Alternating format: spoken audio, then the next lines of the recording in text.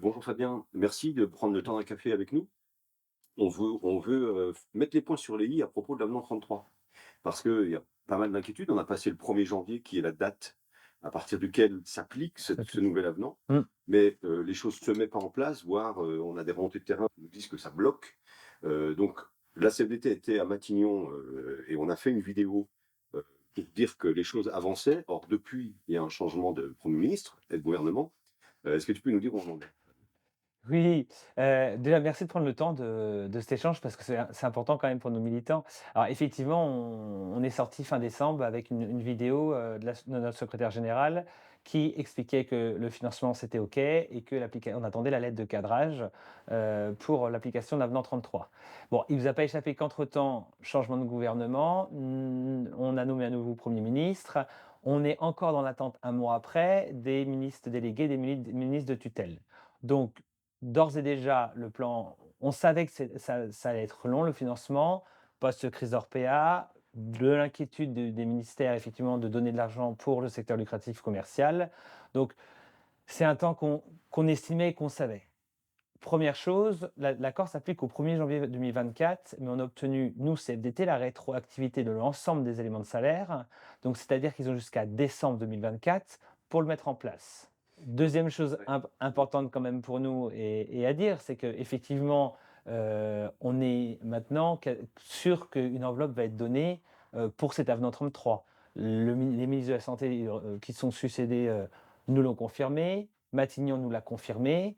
Effectivement, l'étape suivante, c'est quoi? Et on a déjà pris les devants, auprès de madame Vautrin, ministre de la Santé et auprès du Premier ministre, une nouvelle rencontre parce que le dossier, eh ben, il est sur le bureau du Premier ministre et on n'a plus qu'avoir la lettre de cadrage et l'extension pour cet accord. C'est ça, tu nous dis que le financement, on l'a. Alors, il y a quand même une question que je vais te poser. Il y a cette histoire de financement partiel. Parce que il y a effectivement la demande des employeurs, et puis il y a ce qu'a annoncé le cabinet d'Elisabeth Borne à l'époque, Mmh. en disant il y aura une telle enveloppe. Et c'est a priori partiel par rapport aux demandes des employeurs. Il faut s'inquiéter du fait que ça soit une enveloppe partielle et pas totale. Alors, il faut surtout bien lire les lignes de l'accord. L'accord dit quoi? L'accord, il dit à l'obtention et à l'octroi de l'intégration du financement des pouvoirs publics. Ce n'est pas l'intégration et l'obtention de la somme exigée par les chambres patronales. Donc, je donne un exemple. Les chambres patronales demandent 750 millions. Si le ministère donne 100 millions, on aura bien la totalité de l'octroi des subventions, des pouvoirs publics. Donc l'accord s'applique. C'est Donc ça, il faut un d'accord. peu Là-dessus, démystifier les choses. L'accord, il se regarde mot à mot et ça a été pesé par la CFDT parce que quand on signe un accord, on ne fait pas n'importe quoi. Donc c'est bien l'octroi de la somme dans l'intégralité des pouvoirs publics, parce que demandent les organisations patronales. Elles chiffrent à plusieurs millions, et cetera. La CFDT n'est pas forcément d'accord sur le chiffrage. Donc effectivement, Matignon est très clair. Une enveloppe RH pour les 3 mesures qu'on avait déjà parlé, hein, l'avenant 33, les mesures Guérini, donc l'augmentation du point d'indice dans la fonction publique et une valorisation des dimanches et jours fériés. Donc on n'est pas inquiet à la CFDT, parce qu'on sait que l'enveloppe va arriver, la lettre de cadrage va arriver. Il y a encore un énième rendez-vous, je crois qu'on est rendu à 14 rendez-vous dans les ministères, mmh, parce qu'on est assez déterminé en général, effectivement pour remettre le dossier sur la table et pour recevoir la lettre de cadrage, ce qui nous donne quand même un petit peu de temps.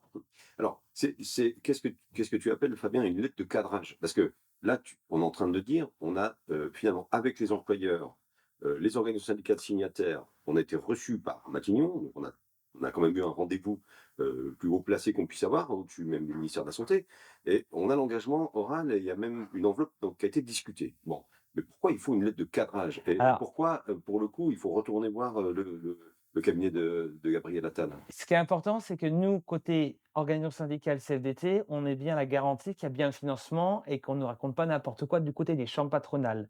Donc effectivement, une fois que l'enveloppe va être donnée aux chambres patronales, on va exiger le montant, de savoir la totalité de l'enveloppe et comment elle va être attribuée. Attention, la bataille de tout ça, c'est quoi? C'est une enveloppe RH destinée uniquement au salaire de l'ensemble des salariés du groupe, des groupes, des entreprises et de la branche.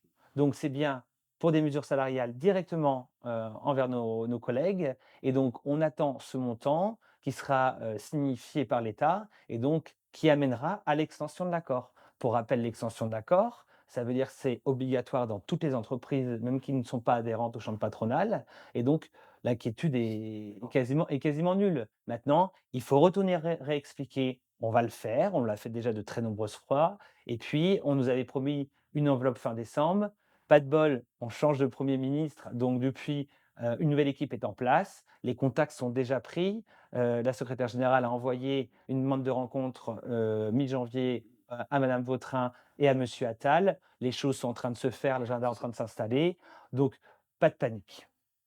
C'est ça et donc est-ce que cette histoire de lettre de cadrage, ça va permettre aussi de clarifier la question de financement sanitaire et médico-social? Parce que c'est aussi une question. Est-ce que l'avenant 33 va s'appliquer, comme c'est prévu, comme on l'a dit depuis le début, au sanitaire, au médico-social et au thermalisme? Alors, Est-ce que cette lettre de cadrage, elle va permettre aussi un peu d'y voir clair et de pouvoir discuter avec toutes ces chambres patronales différentes? c'est un peu inédit parce que quand on rencontre le ministère, on le rencontre avec l'ensemble des organisations patronales. La FHP, donc côté sanitaire, le CINERPA médico-social et le CNED pour le thermalisme. Le ministère est très clair, Matignon est très clair, c'est une enveloppe globale pour les 3 secteurs. Donc il n'y aura pas un côté sanitaire qui va recevoir un petit peu, un côté le médico-social et un côté le thermalisme. Donc cette enveloppe-là, elle est bien pour les 3 secteurs, applicable et je le répète, c'est le ministère qui fixe, la taille de l'enveloppe. Ce n'est pas les chambres patronales qui estiment d'avoir tant de millions d'euros à dépenser et donc on donne, comme ça, sans flécher, sans rien, une enveloppe au lucratif commercial. Alors, nos équipes sont dans l'attente, parce que dans l'attente et dans l'inquiétude, parce que c'est vrai qu'on voit bien ces épisodes que tu expliques très bien, qui sont pas dépendants de nous, mais Non. qui sont un peu décevants. Parce que c'est vrai qu'on si on avait le décalage, on serait peut-être déjà dans l'étape suivante, dont acte. Mais qu'est-ce qu'on peut faire sur le terrain? Parce que certains employeurs disent: «Enterre déjà la non 33», Oui, hein, ce qui est loin d'être le cas si on écoute bien ce que tu dis aujourd'hui. Mais qu'est-ce qu'on peut conseiller à nos équipes et qu'est-ce qu'il faut faire sur le terrain là? alors sur La le terrain, transition. ce qui remonte, c'est quoi? Si pas de financement total, c'est pas applicable, on l'a dit auparavant, c'est un mensonge puisque l'accord ne prévoit pas ça. Deuxième chose qui est importante quand même, là, un avenant 34 sera en signature, aucun avenant 34.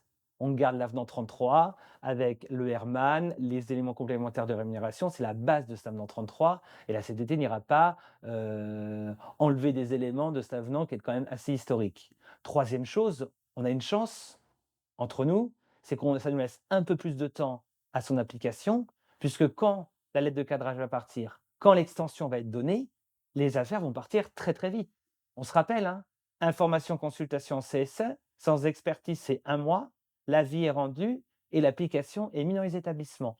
Donc ce qu'on dit, on revient de Bretagne, on s'en va à Avignon la semaine prochaine. Nous, ce qu'on dit, c'est que nos équipes se préparent au plus près, qu'ils expertisent les comptes et qu'ils soient prêts pour cet avenant 33, parce que quand ils vont consulter et informer, c'est bien les équipes CFDT qui vont être au contact des adhérents. On voit la progression importante de nos adhérents dans le lucratif, parce que depuis l'avenant 33, les salariés nous suivent et on est constant dans nos éléments. Donc effectivement, là, il y a un gros travail à faire et un état des lieux. Et d'ici la fin de l'année, il faut qu'on soit prêt le jour où effectivement Matignon envoie le signal et qu'on appuie sur le bouton pour appliquer l'avenant 33. C'est ça, donc il y a la petite musique qui dit, «Oui, bah, il faut attendre» et cetera. C'est pas du tout le discours CFDT. Nous, on vous renvoie à tous les webinaires qu'on a fait pour préparer le terrain, cadrer tout ce qu'il faut faire comme travail.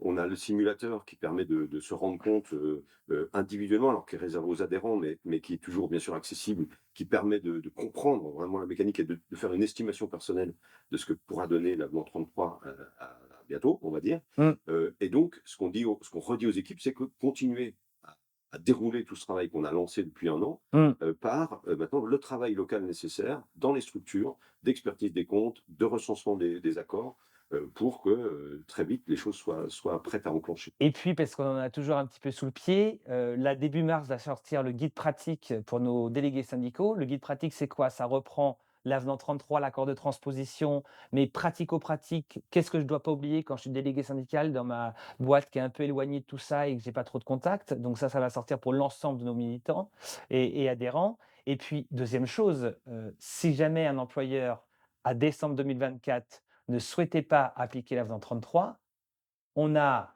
déjà préparé le coup et on a déjà beaucoup de choses sous le pied pour, éventuellement aller plus loin pour les forcer à l'appliquer. On en parle On en pendant un café. reparlera, mais on n'est pas dans cette dimension puisqu'on est dans la construction. Les groupes sont déjà très prêts sur l'avenant 33, mais eux sont prêts. Mmh. Donc il faut absolument que nos militants, nos sections, nos syndicats se préparent.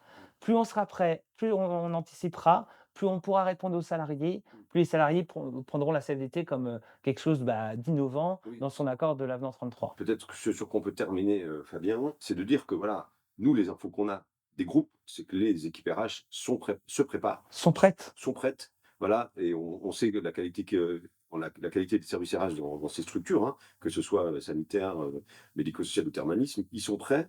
Se Donc préparer. maintenant, à nos équipes de se préparer et on l'a compris, on attend encore le rendez-vous Natal. Évidemment, on vous donnera des nouvelles. En tout cas, c'était vachement intéressant. Merci Fabien d'avoir fait ce point autour d'un café Beh, c'est tou pour se remettre au c'est clair toujours sur cette agréable. situation. Mais donc tout va bien, le message c'est que tout va bien. Préparons-nous parce qu'effectivement ça va aller très vite et les équipes de direction sont prêtes au niveau national donc il faut qu'on soit prêt, qu'on soit au rendez-vous des salariés. Merci Fabien. Merci, à bientôt.